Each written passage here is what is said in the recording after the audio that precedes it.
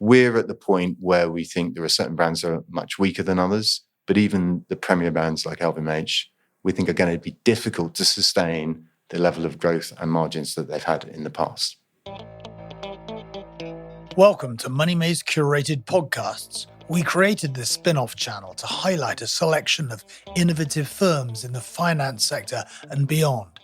If you visit www.moneymazepodcast.com, you can also sign up to our newsletter to keep up to date with episode releases and access a range of resources and materials relevant to each guest.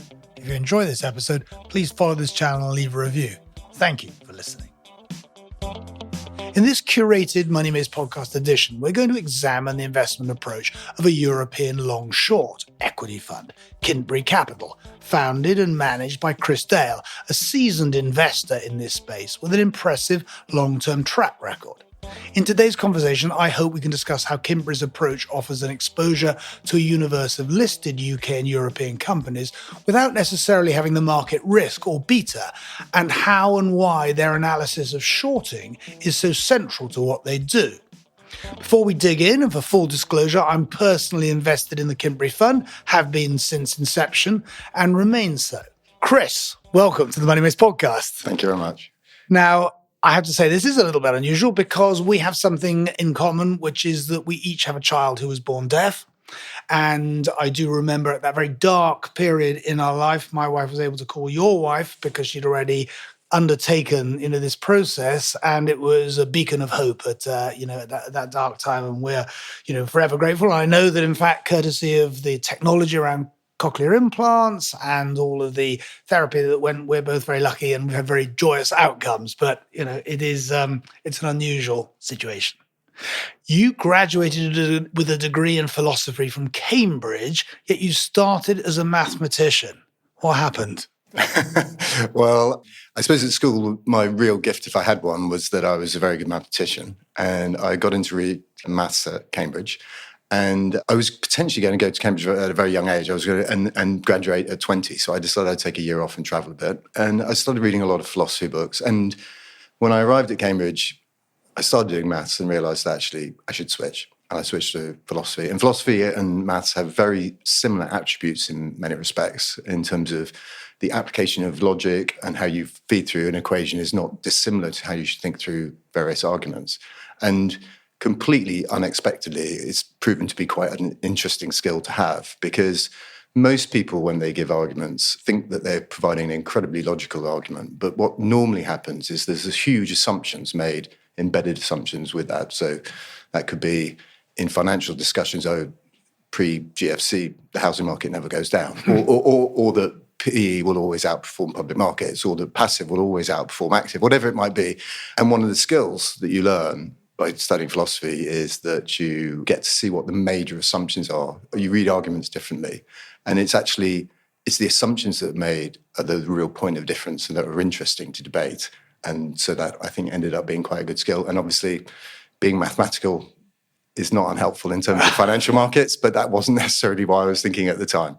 So that is interesting. I'm not sure I've met many people who've studied philosophy who ended up in the investment management business. We actually had Nikolai Tangen from the Norwegian Sovereign Wealth Fund as a guest, and he had gone back later in life to train in social psychology, which he said was a must-have. So maybe the optimal combination is math, psychology, and philosophy, in which case I fail on all three counts. You start life at Warburg's. Paint the picture of why and what you ended up doing. So my family had no background in financial services whatsoever, but I was from a mathematical background, and my father was a very keen horse racer. He loved going horse racing. And so the understanding of markets was something that I sort of became embedded in from a young age. I remember vividly being one sort of bookmaker at a point to point. And my dad was about to put a bet on and said, and the bookmaker made a mistake. He put the odds wrong. So if you betted on all of them, you'd have a positive outcome. I remember him, I said, you should back them all. And he said, well, I'm not going to do that, but I don't know anything about it, but I think you should get involved in financial services. And it was a random comment that sort of stuck with me.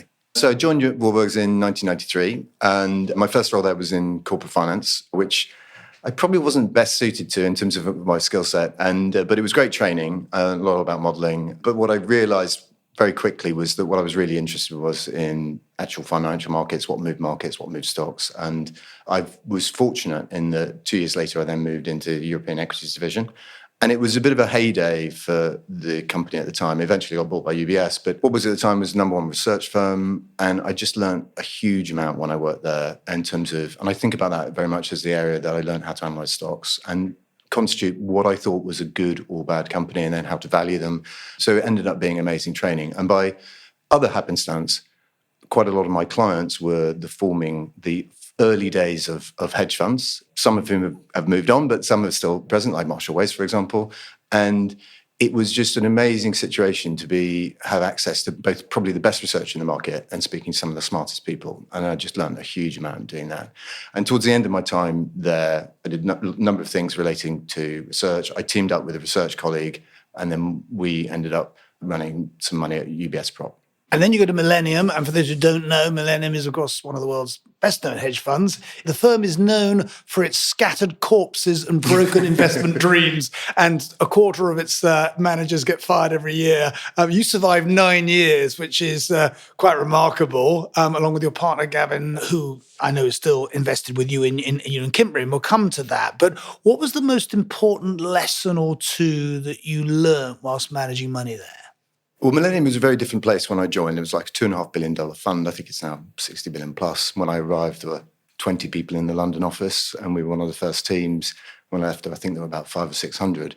But I think it was an interesting sort of counterbalance to what I had learned probably at Warburg's, in that Millennium has an immense sort of risk management culture, and therefore it was probably the place that I sort of really thought about risk in a much deeper way than I had ever done before. And the discipline of the rules that they necessarily instigated were incredibly helpful to me.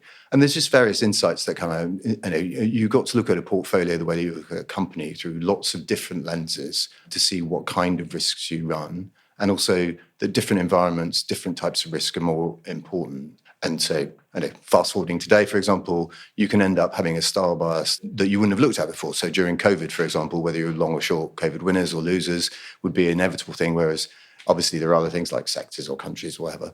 So I suppose that was probably the main training ground for that. And I vividly remember Izzy saying to me once, when we were talking about risk, was that the best way to reduce risk is not to add multiple layers of hedges, but to take risk off.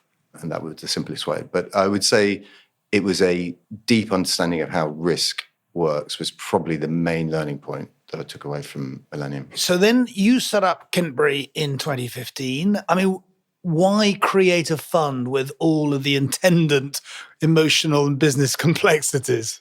I think I'd always wanted to run my own firm. And I think my motivation for doing that was that, particularly as Millennium had grown, the idea that you could run a business with people you had chosen and a lack of politics that you get in small firms was important. I also felt that what we were doing was very different to what hedge funds were at the time and what I thought they should be. So I thought we had a differentiated moment.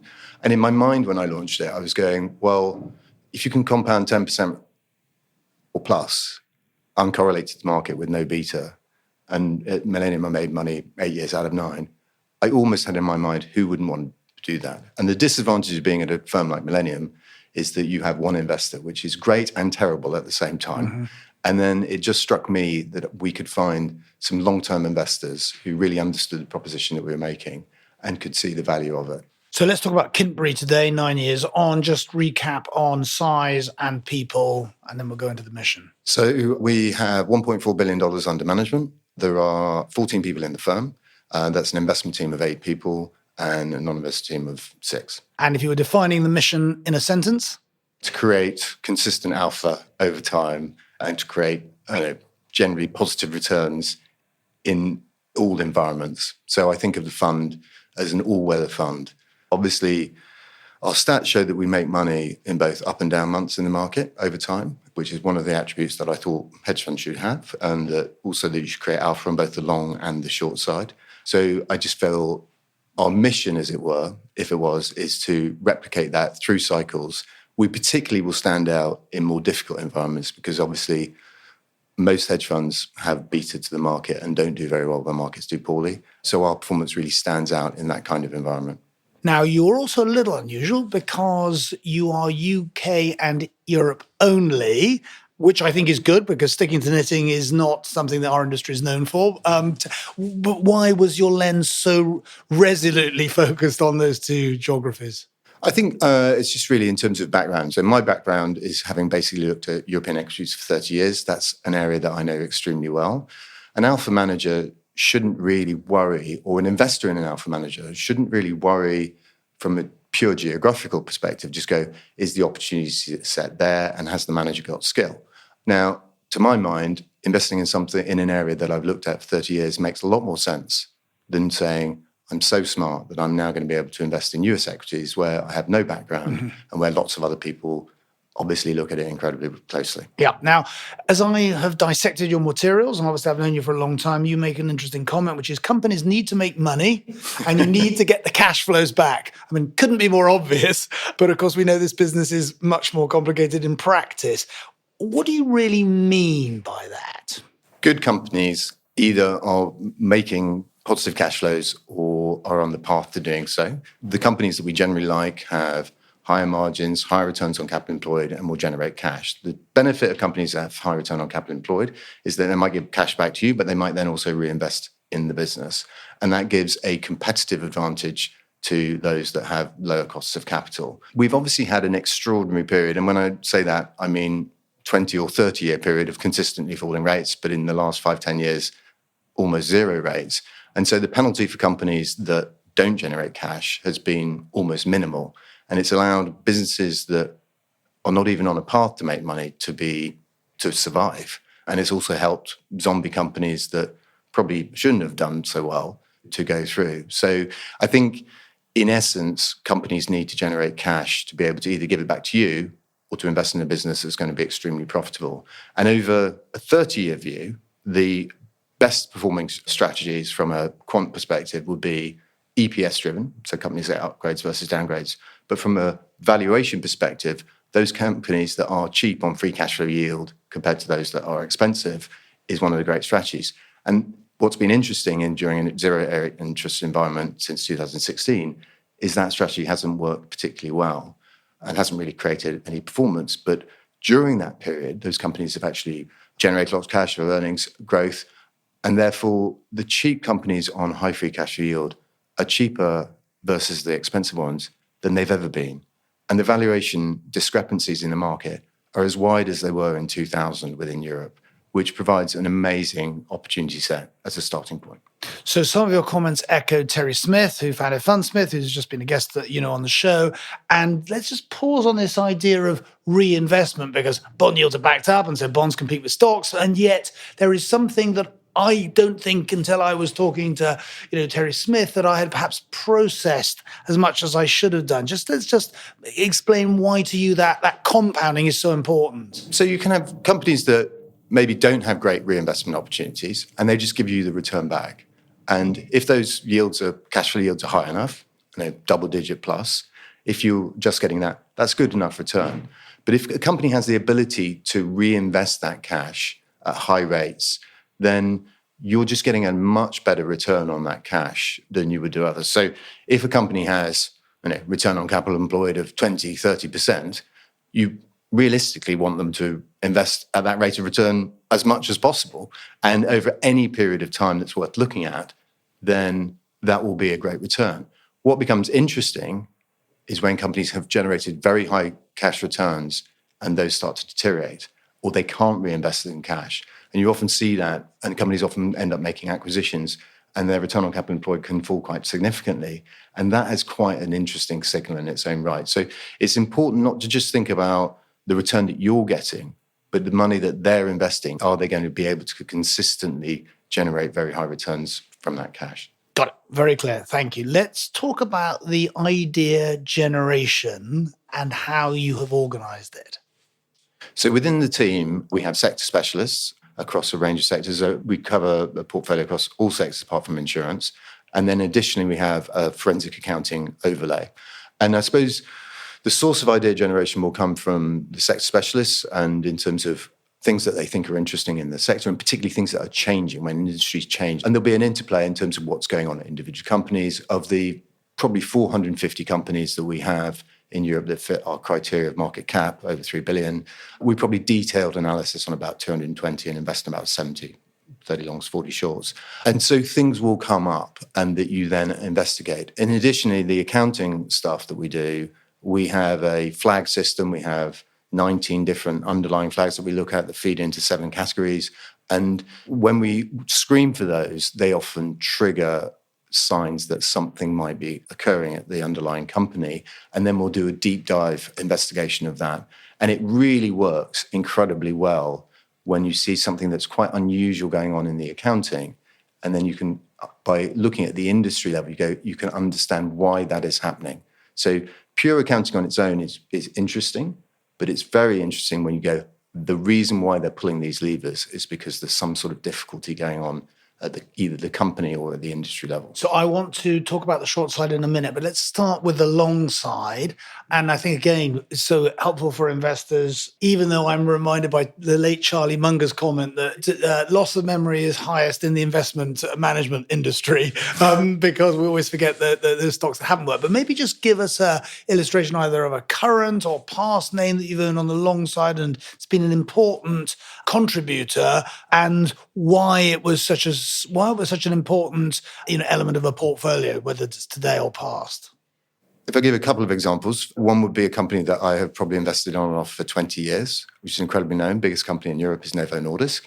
And when I was at Millennium, we probably owned it throughout that period because it was great business. They're the global leader in terms of diabetes treatment. Diabetes, unfortunately, the number of people who have diabetes grows by about 6-7% a year.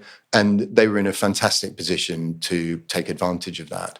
There was an interesting moment in 2016 where there was suddenly an insulin price war, which was their primary product at the time.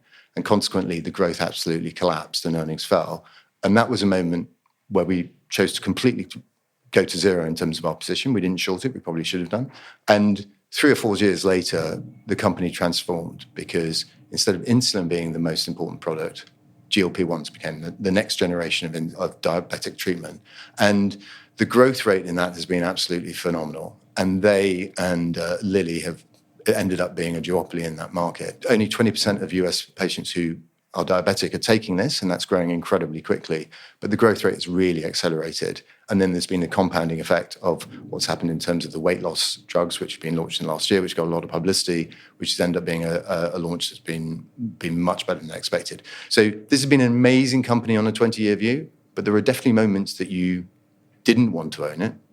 And then it's the realization in terms of the analysis of going, in 2018-19, the market was missing the GLP-1 opportunity. And in the last couple of years, the analysts have genuinely underestimated the weight loss potential. And it's now going to be an enormous market. And even though it's done incredibly well, I think it's gone up tenfold relative to the market during that 20-year period I'm describing. It's still an amazing, amazing investment. Something that can be much more opportunistic would be something that was probably our best contributor last year. It was a company called Colruyt, which I suspect not many people will know. Belgium retailer. As a Belgium, of course you know. And this is a really everyday low price model, has 32% market share of the Belgian food market, but there was a price war. And there was a price war during 2021 to 22 that resulted in margins going from 4-5% down to about 1%. Obviously, multiple downturns, stock derated. But what was interesting, what we identified a year and a half ago, was that it's effectively a family-owned business, that they'd also been investing in a number of wind projects. And at the absolute nadir of the margin in the Belgian food retail market, we identified through some of the work we've been doing in terms of the wind market that their assets were probably worth €1 billion. And the market cap at the time was 3 billion. So we thought that was a great opportunity. The share price was around 20. And then the company has actually subsequently have sold some of those assets. So that is cash that's coming back to shareholders. And incrementally, our work was showing that we thought the price war that our holder were doing would diminish. And consequently, in the last year or so, margins have gone back up to sort of 4.5. The shares have more than doubled. So it's one of those examples where we knew the company incredibly well. They had a difficult period. We were able to identify an asset that no one else was talking about, and also that there would be an upswing. And so that was really a great example of when you find something that nobody really is looking at. And everyone's looking at Novo, but not many people looking at coal. Right? Got it. Well, I'm going to give a quick plug for the fact we just interviewed Mike Milken, and in that interview, he discloses that the highest incidence of diabetes in the world today is China, and it is the country that has the least treatment available for its population. Let's talk about the short side. A lot of the competition has withered, disappeared, abandoned the fact that it is just very difficult. Tell me, first of all, why you want to be in that space, given the asymmetry of returns, that we know exist. A stock you can own forever on the long side can go, and a short company can only go to zero. Tell me a little bit about why it's important to what you do. So it's just right at the heart of what we're doing in terms of if you are trying to create a return that's uncorrelated with the market, then you have to have longs and you have to have shorts and to have that low net construct. Now, the majority of people who do this often might use index or use hundreds of short names, and consequently, they choose very little short alpha. And it is a different skill set to the picking of longs, not just in terms of the analysis of those, but in terms of sizing and timing is much more important on the short side. And you tend to own your shorts for a shorter period of time than you would do for your longs. So our average holding period for our shorts is 12 to 18 months, whereas our longs are about 2 to 3 years. So it's an important part of that. But the other way I think about the fund is, if you think about the composition of return, you've got our cash, because we've got net cash, which obviously hasn't been making any money in the last 5-10 years, but will increasingly do so going forward. And you have your alpha of your longs and your shorts. And if you have the skill to generate alpha on both sides, then you want to maximize that. And that's why we run almost entirely single stock shorts. Got it. So I want to talk about one of them, because I noted as an investor that you very quietly for some time were short Wirecard. You actually only wrote about it, I would say very modestly, later on. Mm-hmm. What was the red flag or red flags? So just tell us a little bit about how your conviction grew. So Wirecard was probably our most successful short ever. And Wirecard's an interesting test case for a number of different reasons. So there were lots of early signs that there was a problem with Wirecard. The company grew at an unbelievable rate, particularly in Germany, and you couldn't necessarily correlate their revenue growth with what you could see in the underlying data if you looked at industry data. They did some very strange acquisitions, one in India, for example, in 2015. And as early as 2008, people were a bit concerned. So Wirecard originally is a payments company, and part of the element of where their core business came from gambling and pornographic sites. So there were an element of them that was created that they had a higher margin. The company was incredibly promotional in terms of how they disclosed themselves. And for a company that was supposedly generating lots of cash, the gross debt kept rising. So there were some various accounting issues that looked a bit strange. And I remember my colleague turning to me when we launched the fund in 2015 going, there's something seriously wrong here, and I think it probably is a fraud.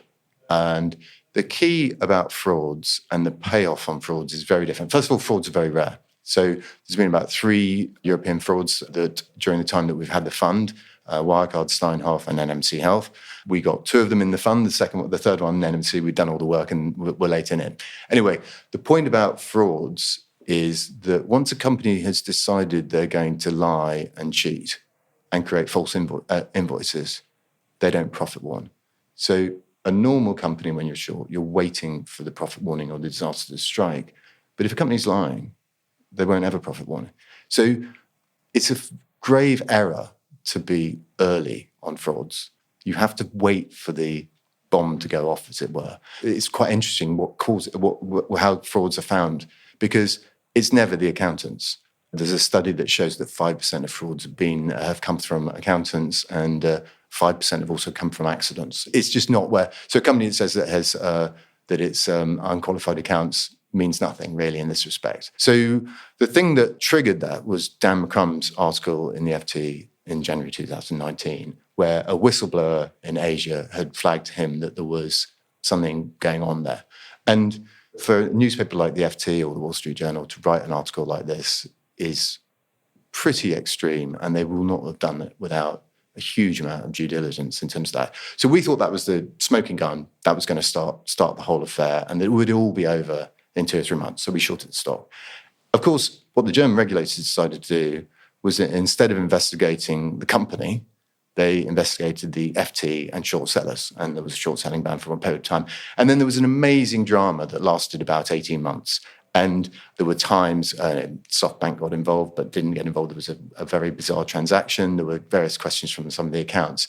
I had a meeting with Marcus Braun, who was the CEO, and company meetings are a big part of what we do.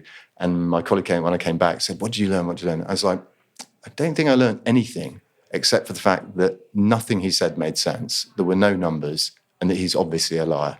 And getting the sense of that was quite important. Anyway, we got to an end point in 2020 where EY had to sign off on the accounts, and it was delayed multiple times. And we felt that was a sort of tipping point in terms of what they were going to find. Now, we couldn't have known, and we didn't know, that the 1.9 billion of cash that they had didn't exist. But that's what came through in terms of the accounts. And what we did do is, realizing it was a major event and it was very binary with asymmetric outcome, is we bought a number of put options on the stock as well. One of the reasons we didn't talk about Wirecard in our letters is Wirecard were incredibly aggressive in terms of hacking people, following people. There's a whole thing in terms of Dan McCrum's Netflix film showing that. And we just chose that it was better for us to be just not quite disclosed in that respect. So we chose not to write about it. And it touches on an interesting point about what kind of short seller you are. So I know you've interviewed Carson Block, for example, who's an activist short seller. He puts short position on, will write an inflammatory article and then look for that to be the catalyst. We've chosen not to that. We feel that at times that has elements of market manipulation. Yep. And it's just an area that we would choose not to go down. Got it.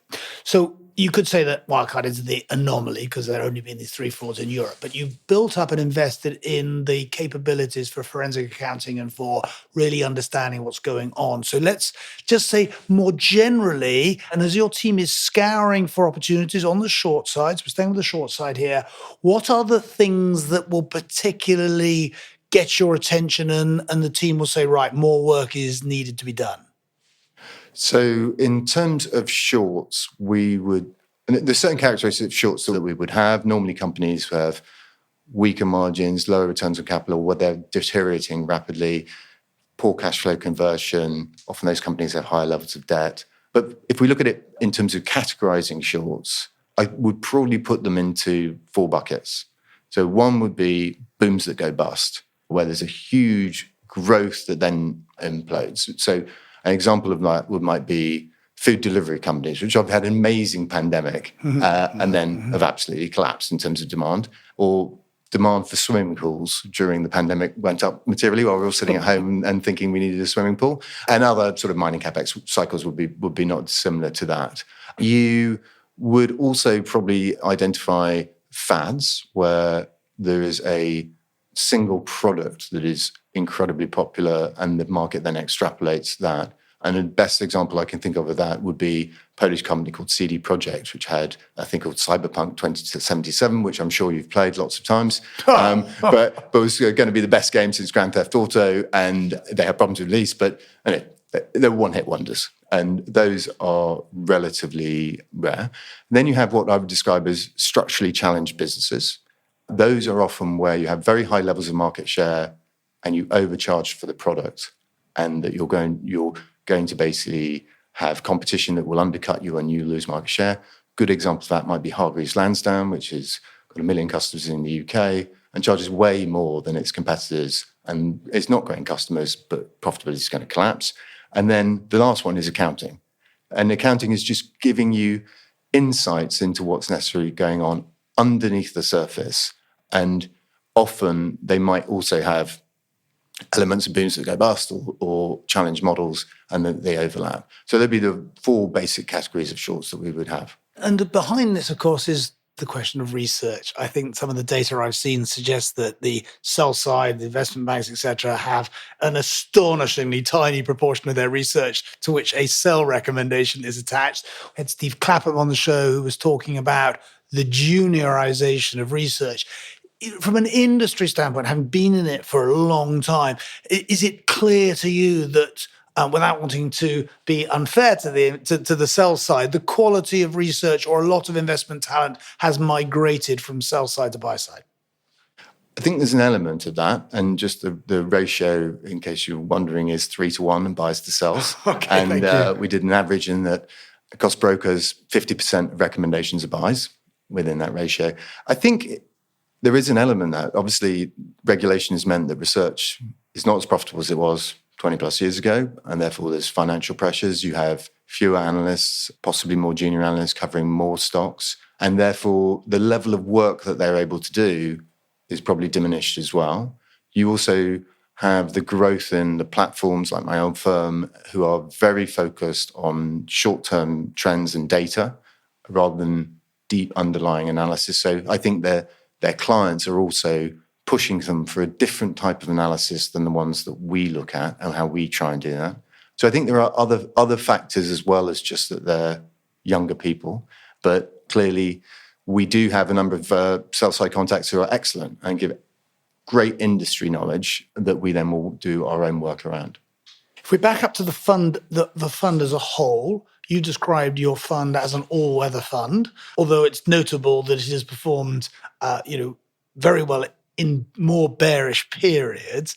How do you think about an environment where the headwinds become the tailwinds and there's a sort of nobody will ever believe there is money going to be net coming into Europe because everybody's given up on Europe? But should the backdrop become more positive, how do you think about beta and where you would be comfortable taking your unhedged exposure?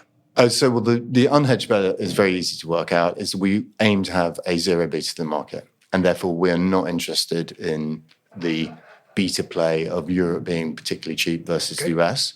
I do think it's fair to say, though, that if no one's bothering to invest in Europe and the discounts of some of the great companies are huge compared to their US peers, when the lens flips towards Europe, then international investors will probably be more likely to be buying our buys than our longs than our shorts. And so I think that would be, on balance, beneficial. I do describe it as an all-weather fund because I've pretty much done this for 20 years now and made money 18 years of those, and in very different market conditions. And so while our performance will stand out in more difficult environments, that will necessarily be the case.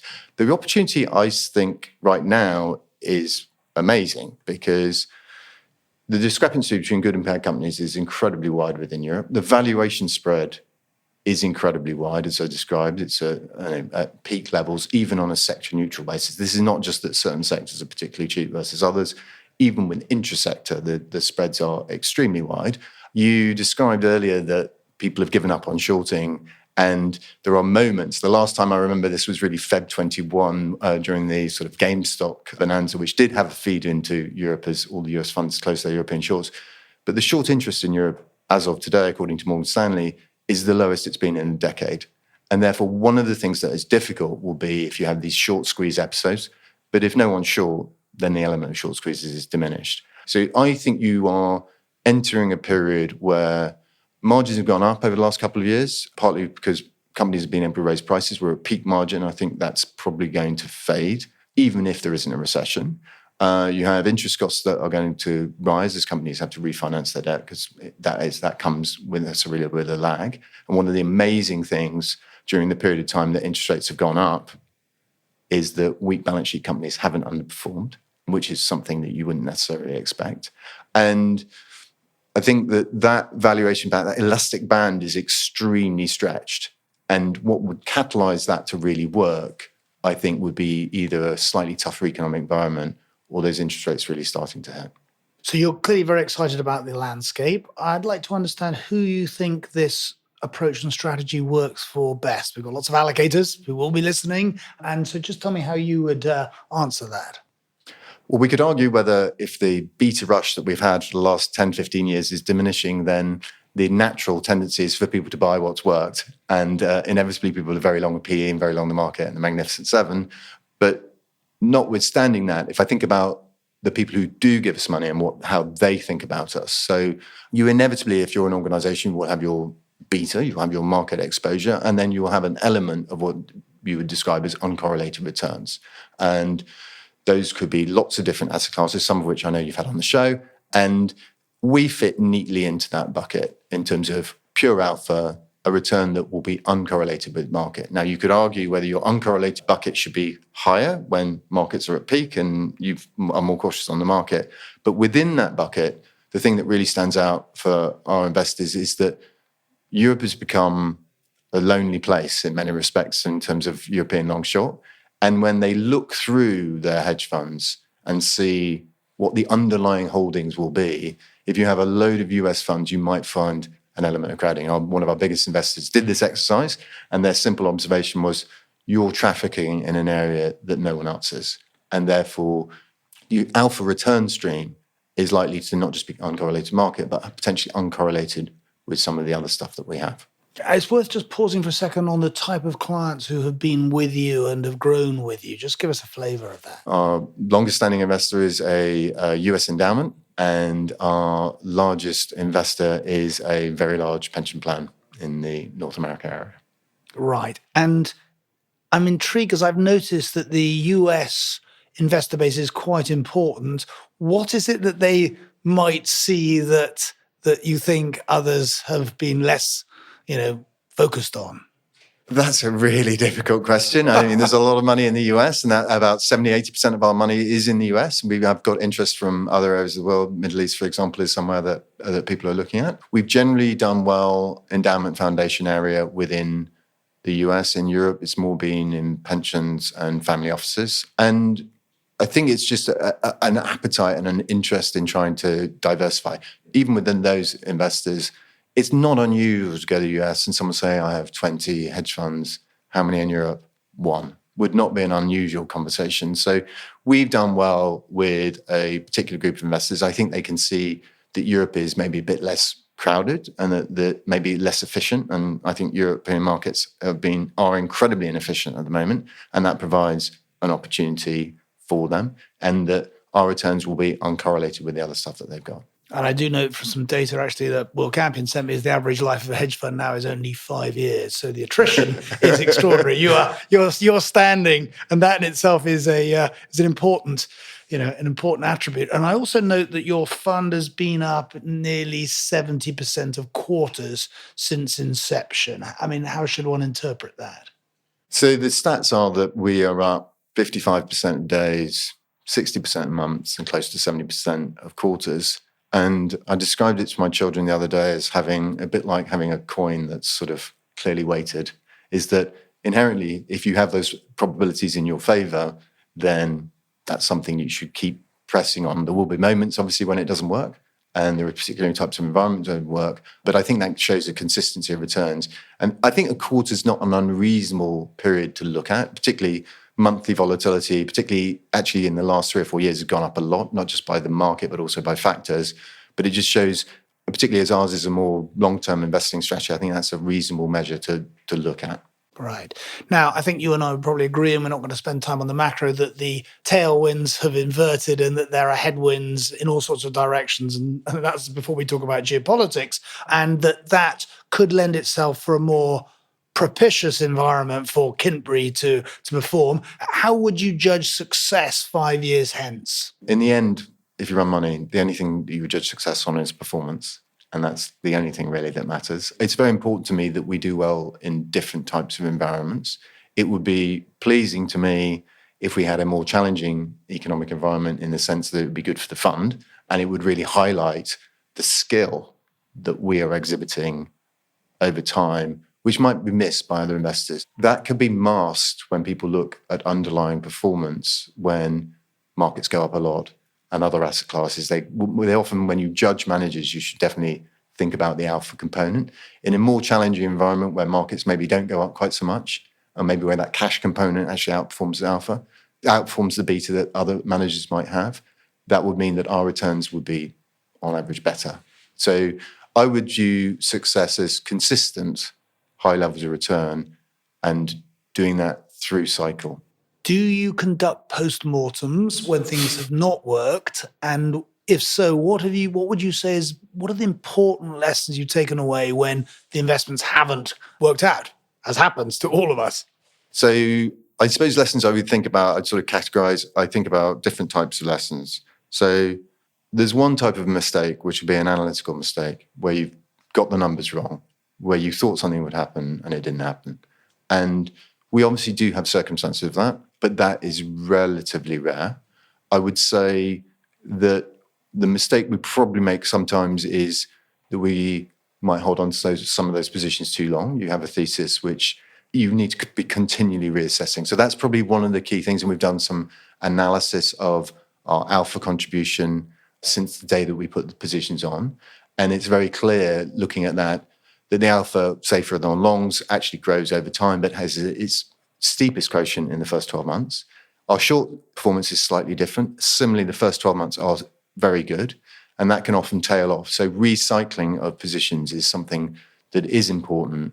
And that's not just because they've necessarily gone to your price target and we have a clear discipline of our price targets, but also things change, the environment changes. Something might be a good company, but the environment around it changes that makes life very different. So there's an analytical mistake.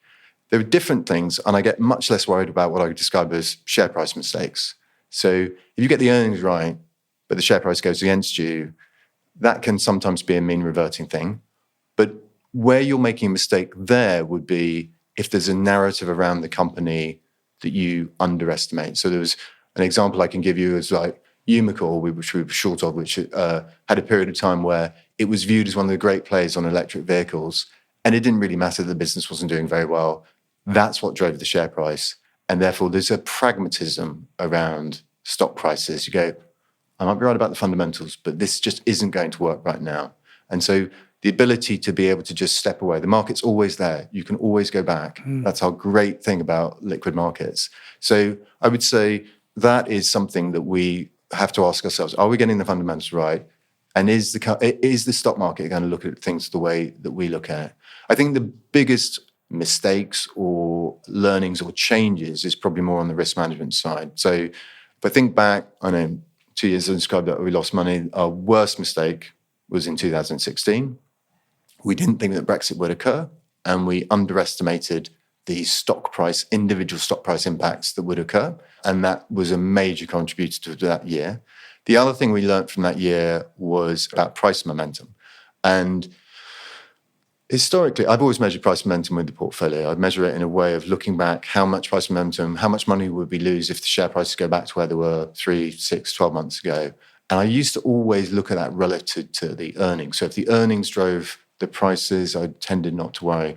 But price momentum, while over the long term is a positive alpha factor, can be extremely volatile, particularly at those turning points in markets. Now, generally speaking, when markets go down, our higher quality, better balance sheet companies hold up very well. So that gen's not a problem. But those inflections positively can be a problem. And so what we decided post-2016 is that we would effectively halve the maximum exposure we'd have to price momentum.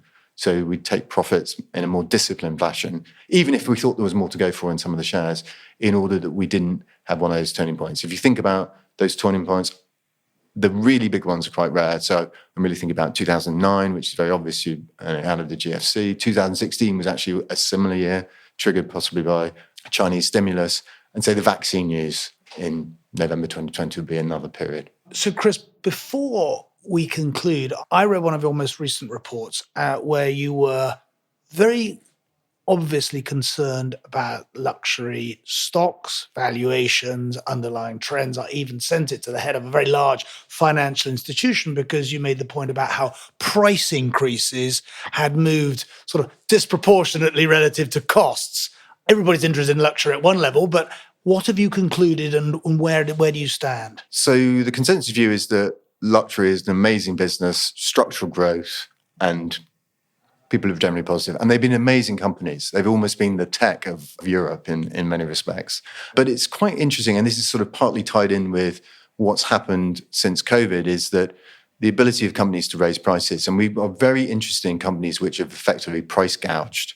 And then on the other side, some where that hasn't necessarily been the case, where there's a scope for a margin recovery. Now, in the case of luxury, it's difficult to get like-for-likes. But on average, prices for the products over the last 3 or 4 years have increased by 50 to 100%, which is a truly staggering number and is not the strategy that they employed during the last financial crisis. So into the last financial crisis, there was in 2008, there was a weakening of demand, but actually they managed to increase prices to offset that. So you're at a super normal level of profitability. Margins, for example, of LVMH have gone up by 800 basis points to about 33%. And even the weaker players within the area, like a Burberry, where revenue growth during its boom period over the last 10 years has been 2% versus the sector of 8%, have been able to improve margins that. There comes a point where demand might soften because you might have already bought your bag or whatever, and there might be an element to that. There might be a slight squeeze in terms of the living where either the price is too high or you just don't have the same element of demand. And you are definitely seeing very clear indications of that. You had profit warning by Burberry. And Burberry is an example where new designers come in, Daniel Lee's come in. They've doubled the price of bags. And the point that's difficult for companies in luxury, because brand equity is incredibly important, it's very difficult to bring that price back down. So you then either have to double down in terms of promotion, and if that doesn't work, that could be very negative for margins, or you have to have a complete change of strategy. And so we're at the point where we think there are certain brands that are much weaker than others, but even the premier brands like LVMH, we think are going to be difficult to sustain the level of growth and margins that they've had in the past. Very interesting. And I'm with you. And you could probably add hotel prices and airlines and other stuff that has gone up at a multiple of inflation, much to my dismay. I don't buy luxury bags, so I've not been affected. Chris, you are also a scratch golfer. You won the President Putter when you were captain of golf at Cambridge. You won the Halford Hewitt. Can golf teach us anything about being better investors? I think there are some disciplines that are similar to golf that are good as investors. And I think this probably applies to other sports necessarily as well. So when I think about it, golf is an incredibly difficult game. You have a small ball, small bat, big field, and the margin of error is huge. And consequently, it's very difficult to be super successful. Even the best player ever, Tiger Woods, won 22% of times, Jack Nicklaus was 12% of times, Rory McIlroy 8% of times, far fewer than, say, tennis players where you can dominate your opponent, where Djokovic has won close to half the Grand Slams he's played in. But the thing that when you want to get better at golf is that you need to focus on the process. So you need to focus on improving your skills, and it's a multidisciplinary sport. The putting is different to driving, the bunker play. And the thing that can be frustrating when you play golf is that you might feel you're working really hard on your game, but the impact doesn't necessarily come through in terms of performance. There's an element of luck in performance, but also it just takes time. And so I think to be good at any sport like this, you need to focus on following the process and not worry quite so much about performance, which is incredibly difficult to do. And then always to go, there's always the next shot, the next hole, and do necessarily that, think like that. The other thing I would just throw in, because... I'm taking notes. I would just throw in, which is sort of more maybe philosophical. There are many, many people who think it's impossible to generate alpha in markets, not just long, but particularly probably on the short side. And the analogy I would give is that I believe investing is something that there is persistent skill. Now, the difficulty for allocators is to identify that skill, because rather like I can birdie a hole and Tiger Woods can make a par. So on a one-hole basis, I can look like I'm better than Tiger Woods. I'm not. And however good I think I might be. And then the interesting thing necessarily about that analogy is that people say, where's your edge? Where's your information of value? So Tiger plays the same course, the same ball, the same clubs, but it's skill. And I think the same is true for investing, is that people who are better at it, and the best way to identify that is through multi-year periods rather than just how did you last quarter, last year. That would be one of the takeaways I give to other people possibly. But the main thing I think from playing golf is that ability to focus on process. And investing requires a huge amount of patience and resilience. And you knowing how difficult golf is, those skills are needed in that as well. Thank you. Well, that's a good place to stop as you looked at me saying how I know how difficult golf is. We haven't played for a long time and it's still just as difficult. I'm going to take three things away from this conversation. Number one, there is considerable opportunity sitting there in the UK European landscape. People have given up on Europe. People have given up on the short side largely. So that creates sort of axiomatically opportunity. We have got, number two, an environment where interest rates have gone up. Companies with debt are beginning to have to deal with that. Consumer slowdown is a reality in that environment as well. And that changes the landscape from zombie companies all the way through. Thirdly, that in focusing very specifically, as you have done for your career, on the types of companies that generate cash, that can reinvest it, that have winning positions, is that if you stay with those, they can be the compounders. And to a certain extent, the market has been, I would argue, less discerning. And finally, that your business and the fund, Kintbury, is not about getting the beta or the stock market exposure. It's about finding that alpha, that outperformance that you believe is very much available on the long side and on the short side. So you're in a small group of people occupying this space, and it's been really great to talk to you today. So thank you very much. Thanks, Simon. This podcast has been prepared by Kintbury Capital LLP, Kintbury Capital, solely for the purpose of providing background information on the strategy which Kintbury Capital operates. The distribution of this podcast may be restricted in certain jurisdictions. The information herein is for general information only and is the responsibility of any person or persons in possession of this podcast to inform themselves of and to observe all applicable laws and regulations of any relevant jurisdiction. The podcast is not intended for distribution to or use by any person or entity in any jurisdiction or country where such distribution or use would be contrary to local law or regulation. This podcast is not intended as an offer or solicitation with respect to the purchase or sale of any security. The summary description included herein and any other materials provided to you are intended only for information purposes and convenient reference and are not intended to be complete. This information is not intended to provide and should not be relied upon for accounting, legal or tax advice or investment recommendations. The investment examples provided herein are for discussion purposes only and are no guarantee of future results or that such investment opportunities will be available in the future. No reliance may be placed for any purpose on the information and opinions contained in this podcast or their accuracy or completeness. No representation, warranty, or undertaking, express or implied, is given as to the accuracy or completeness of the information or opinions contained in this document by any of Kintbury Capital, its members, employees, or affiliates, and no liability is accepted by such persons for the accuracy or completeness of any such information or opinions, and nothing contained herein should be relied upon as a promise or representation, whether as to past or future performance of the strategy. Kintbury Capital is authorised and regulated by the UK Financial Conduct Authority. This podcast is being communicated by Kintbury Capital and in the UK in accordance with Article 14, Article 21 and Article 22 of the Financial Services and Markets Act 2000, Order 2001, or pursuant to the permitted exemptions made available by the FCA and Section 412 of its Conduct of Business Sourcebook. Past performance is no guarantee of future performance. No assurance can be made that profits will be achieved or that substantial losses will not be incurred by this strategy.